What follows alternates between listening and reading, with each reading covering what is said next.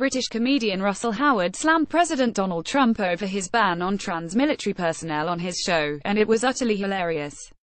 Talking on his new Sky One slot, The Russell Howard Hour, the comedian started the hilarious tirade by calling America a terrifying place. Flooding, racial tensions, threats of nuclear war, but Trump is obsessed with what's in soldiers' pants.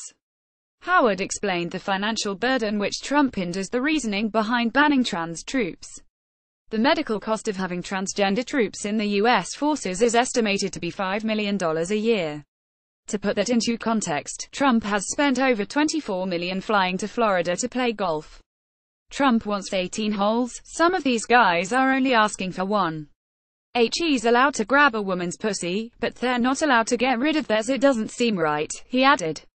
The star, who faced backlash in 2011 for a sketch which ridiculed trans people, then compared the small cost of trans troops to the larger costs of other Pentagon ventures. $5 million is not a lot.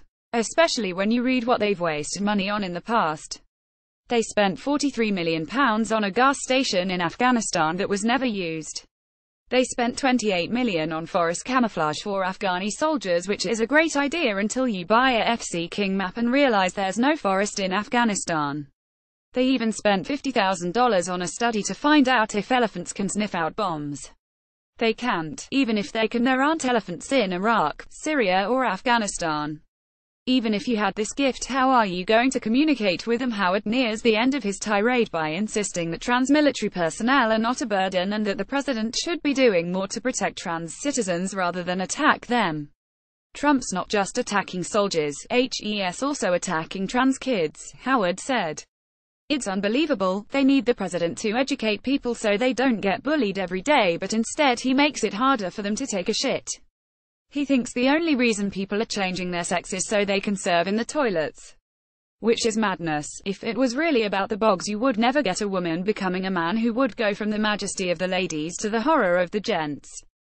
The president should be sticking up for people, not making the life harder because they deal with a lot of ignorance. I was at a gig in the summer and the guy was like, "What are we supposed to call transgender people?" And you're like, "Their name." Howard added that Trump was creating a society where it's okay to hate trans people. In 48 states out of 50 in America, there's a thing called the Trans Panic Clause.